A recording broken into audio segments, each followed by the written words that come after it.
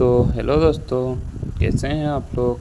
मेरा नाम है जयप्रकाश और आज मैं स्टार्ट करने जा रहा हूँ क्लास 12 जो फर्स्ट चैप्टर है हमारा रिलेशन एंड फंक्शन। स्टार्ट करने से पहले हम लोग क्लास 11 में जो फर्स्ट चैप्टर था हमारा सेट्स, उसमें कुछ चीज़ पढ़े थे। जैसे एक सेट दिया रहता था, मान लीजिए ए इक्वल टू सेट दिया रहता था जैसे 1 2 3।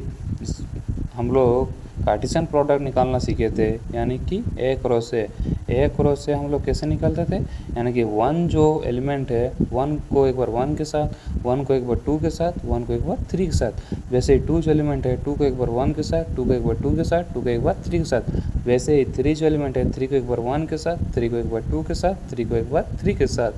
देखिए दोस्तों कैसे मतलब निकाल देते हम लोग, यानी कि वन को एक बार वन के साथ, वन को एक बार टू के साथ, वन को एक बार थ्री के साथ। वैसे ही टू को एक बार वन के साथ, टू को एक बार टू के साथ, टू को एक बार थ्री के साथ। वैसे ही थ्री को एक बार वन के साथ, थ्री को एक बार टू के साथ, थ्री को एक बार थ्री के साथ। वैसे ही हम लोग कार्टेशियन प्रोडक्ट निकाल देते क्लास 11 में। क्लास 11 में हम और बहुत कुछ सीखे थे, जैसे सबसेट हो गया, सबसेट कैसे निकालते थे, सबसेट कैसे पहचानते थे, रोस्टर फॉर्म पढ़े थे, सेट बिल्डर फॉर्म पढ़े थे। यहाँ पे भी सेट बिल्डर फॉर्म का थोड़ा बहुत आवश्यकता होगा। जैसे कुछ हम लोग को रिलेशन दिया रहेगा, यानी कि R equal to A comma B such that, इसे आप लोग सच दैट भी पढ़ सकते हैं, या इस प्रकार, यानी कि a comma B such that, या ए कोमा बी इस प्रकार है कि a plus B equal to 4, यानी कि a comma B such that इस प्रकार है कि a plus B equal to 4। जब हम ए प्लस बी को ऐड करेंगे तो वो इक्वल आना चाहिए 4 के।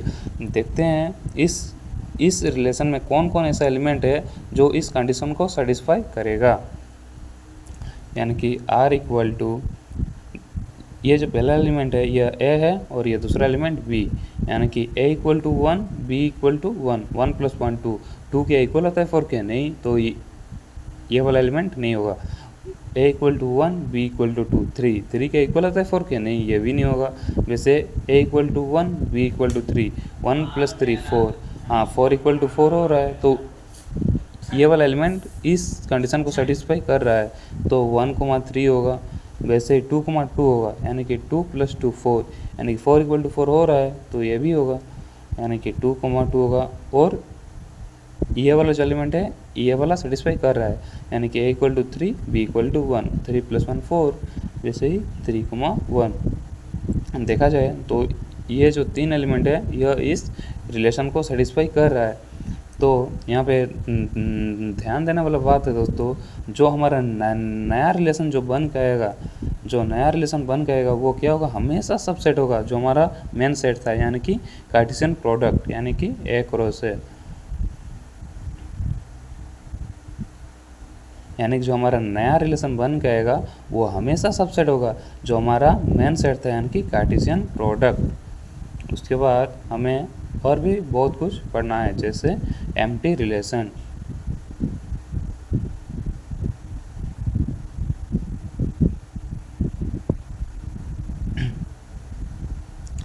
एम्प्टी रिलेशन क्या होता है दोस्तों, यानी कि रिलेशन इक्वल टू 5, यानी कि खाली। हम लोग को ऐसा कुछ रिलेशन दिया रहेगा कि उसमें कुछ भी एलिमेंट ना हो, उसे हम लोग एम्प्टी रिलेशन कहते हैं। एम्प्टी रिलेशन 11 में नहीं पढ़ते, नल सेट उसी को कहते हैं, यानी कि कुछ भी एलिमेंट नहीं होगा।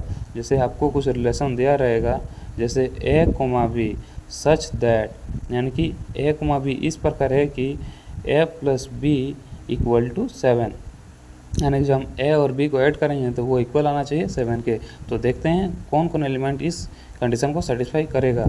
जैसे relation equal to A equal to 1, B equal to 1, 2 के इक्वल होते 7 के। तो देखा जाए कोई भी एलिमेंट ऐसा नहीं है जो इस रिलेशन को सेटिस्फाई करे। जैसे आप अंतिम वाला देख सकते हैं 3, बी इक्वल टू 3, 6 के इक्वल होता है 7 के, नहीं। तो कोई भी एलिमेंट ऐसा नहीं है जो इस कंडीशन को सेटिस्फाई करे। तो आर इक्वल टू यहाँ पे क्या हो रहा है 5, यानी कि कोई भी एलिमेंट नहीं, यानी कि नल, यानी कि एकदम खाली। तो यानी कि जो रिलेशन में कुछ भी एलिमेंट नहीं होगा वैसे रिलेशन को हम लोग एम्प्टी रिलेशन कहते हैं। आपको समझ में आ चुका होगा कि एम्प्टी रिलेशन किसको कहते हैं, यानी कि एकदम खाली। और दूसरे और अभी हम लोग पढ़ेंगे यूनिवर्सल रिलेशन।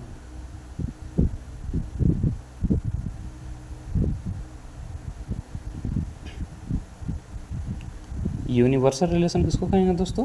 यूनिवर्सल रिलेशन का अर्थ है यानी कि relation equal to A cross ए,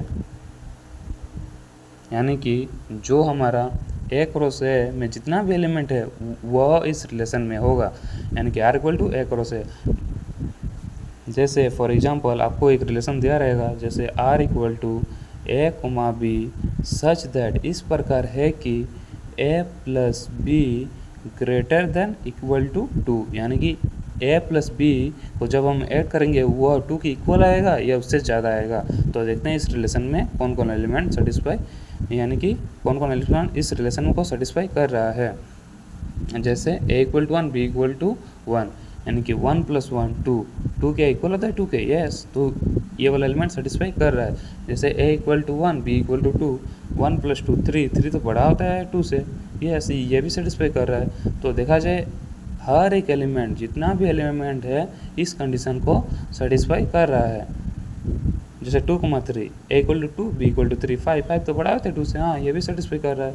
3,1 3,2 3,3, जितना भी एलिमेंट है सब इस कंडीशन को सेटिस्फाई कर रहा है, यानी कि यूनिवर्सल रिलेशन का सीधा सा अर्थ है, यानी जितना भी एलिमेंट होगा सब होगा, यानी कि R equal to A cross है, यानी कि एम्प्टी का अर्थ है खाली और यूनिवर्सल का अर्थ है पूरा, यानी कि जितना रहेगा सब, एम्प्टी का खाली यूनिवर्सल का पूरा।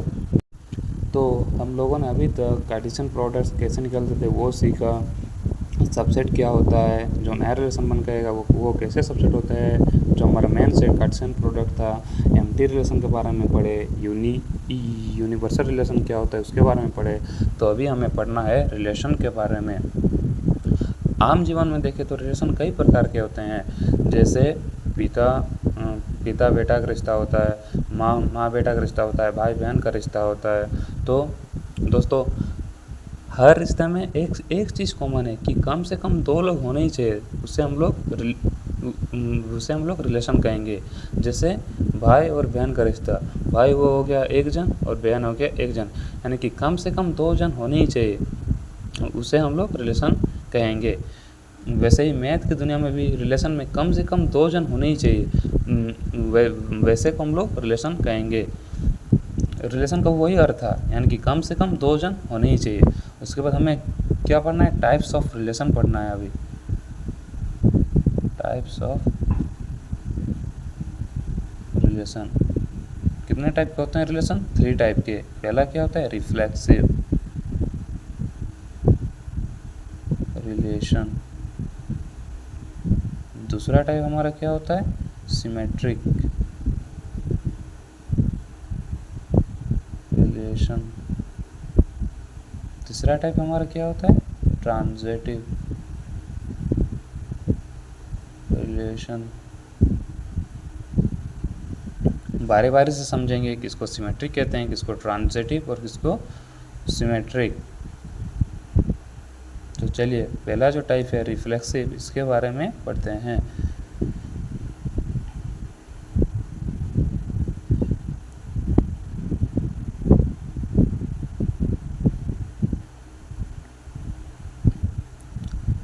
रिफ्लेक्सिव रिलेशन का सीधा सा अर्थ है हूबहू, यानी कि एकदम सेम, यानी कि a comma a belongs to R, b comma b belongs to R, यानी कि एकदम सेम, यानी कि 1 1, अगर किसी रिलेशन में 1 1 होगा, 2 2 होगा, 3 3 होगा, 4 4 होगा, 20 प्रकार के रिलेशन को हम लोग रिफ्लेक्सिव रिलेशन कहेंगे। यानी कि 1 1 belongs to R, 2 2 belongs to R, यानी कि रिलेशन को बिलोंग्स करेगा तो उसे हम लोग रिफ्लेक्सिव रिलेशन कहेंगे। जैसे फॉर एग्जांपल वही वाला एग्जांपल जो हम लोग को नहीं था कार्टेशियन प्रोडक्ट, वही वाला एग्जांपल लेके चल रहे, ठीक है ना। यानी कि कुछ ऐसा रिलेशन दिया गया है, वही कार्टेशियन प्रोडक्ट वाला एग्जांपल, यानी कि 1 1 था, 1 2 1 3, 2 1 था, 2 2 था, 2 3 था, वैसे 3 1 था, 3 2 था, 3 3 था। मेरे को चेक क्या करना है, क्या यह जो रिलेशन है यह रिफ्लेक्सिव है, रिफ्लेक्सिव रिलेशन। रिफ्लेक्सिव रिलेशन का क्या बताया दोस्तों, यानी कि ए कमा ए जो होगा वो बिलोंग्स करना चाहिए उस रिलेशन को, बी कमा बी एकदम हुआ जितना भी है, यानी कि देखिए 1,1 बिलोंग्स कर रहा है रिलेशन को, 1,1 बिलोंग्स कर रहा है इस रिलेशन को, 2,2 भी बिलोंग्स कर रहा है इस रिलेशन को, और 3,3 भी बिलोंग्स कर रहा है इस रिलेशन को। तो यह किस टाइप का रिलेशन है, तो हम कह सकते हैं कि यह जो रिलेशन है यह एक रिफ्लेक्सिव रिलेशन है। So it's reflexive relation. यह कैसा रिलेशन है, रिफ्लेक्सिव रिलेशन। अभी जो हम लोग दूसरा टाइप है हमारा सिमेट्रिक रिलेशन के बारे में पढ़ेंगे। सिमेट्रिक रिलेशन, सिमेट्रिक रिलेशन किसको कहेंगे दोस्तों, अगर किसी रिलेशन में ए कमा बी बिलोंग्स कर रहा है उस रिलेशन को, तो इसका उल्टा भी, यानी कि बी कमा ए भी बिलोंग्स करना चाहिए उस रिलेशन को, तभी हम उसे सिमेट्रिक रिलेशन कहेंगे। यानी कि सिमेट्रिक का अर्थ है उल्टा, यानी कि ए कमा बी बिलोंग्स करेगा उस रिलेशन को, तो इसका उल्टा बी कमा भी बिलोंग्स करना चाहिए उस रिलेशन को। जैसे फॉर एग्जांपल यही वाला जो रिलेशन नहीं था, मेरे को चेक क्या करना है, सिमेट्रिक रिलेशन, यानी कि अगर किसी रिलेशन में 1,2 बिलोंग्स कर रहा है उस रिलेशन को, तो इसका उल्टा 2,1 भी बिलोंग्स करना चाहिए उस रिलेशन को। अभी मेरे को चेक क्या करना है, सिमेट्रिक है या नहीं, सिमेट्रिक रिलेशन। जैसे इस रिलेशन में 1,2 बिलोंग्स कर रहा है इस रिलेशन को, तो क्या इसका उल्टा भी बिलोंग्स कर रहा है इस रिलेशन को, 1,2 है तो 2,1 के इस रिलेशन में है, यस 2,1 भी है। तो और वैसे और एग्जांपल, जैसे 1,3 बिलोंग्स कर रहा है इस रिलेशन को, क्या इसका उल्टा भी बिलोंग्स कर रहा है इस रिलेशन को, 3,1, यस। तो हम कह सकते हैं कि ये जो रिलेशन है यह सिमेट्रिक रिलेशन भी है, यानी कि yes, so it's symmetric relation. अभी जो हम लोग तीसरा टाइप है उसके बारे में पढ़ेंगे, यानी कि ट्रांजिटिव रिलेशन।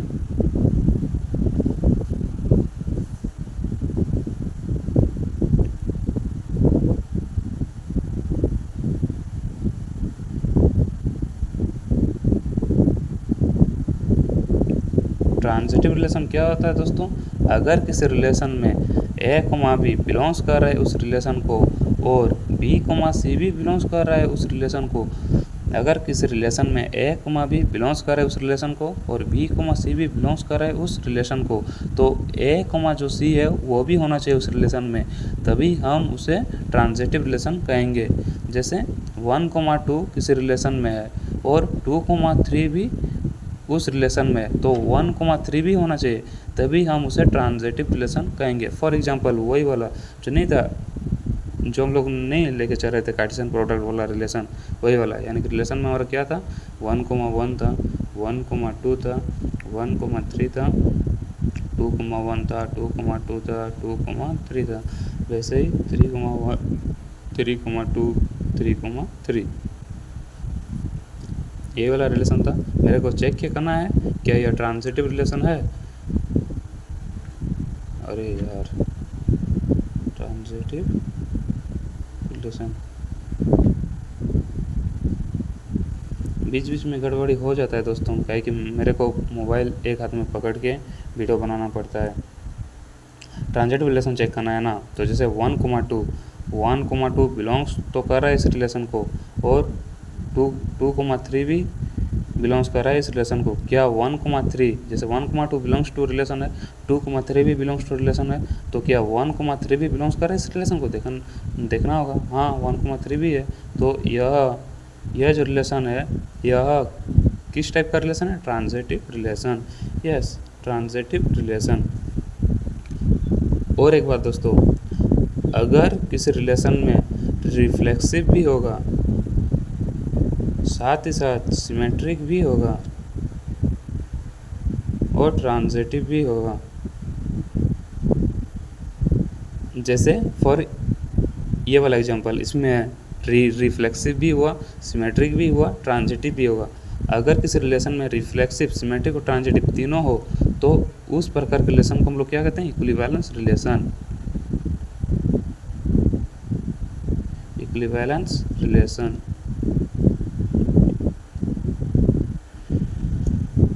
मैं आशा करता हूँ कि दोस्तों ये वाला आप लोगों के लिए यूजफुल, लाभदायक वीडियो रहा होगा। तो इसी के साथ मैं वीडियो समाप्त करता हूँ। इसके बाद हम लोग रिलेशन को टाइप्स ऑफ जो है रिफ्लेक्सिव, सिमेट्रिक और ट्रांजिटिव एकदम डिटेल में समझेंगे और बहुत सारे एग्जांपल लेकर आऊँगा आप लोगों के लिए, जिससे आप लोगों को कॉन्सेप्ट पूरा क्लियर हो। और उसके बाद जो नेक्स्ट वीडियो आएगा उसके बाद फंक्शन का आएगा, ठीक है। तो इसी के साथ यहीं पे वीडियो समाप्त करता हूँ।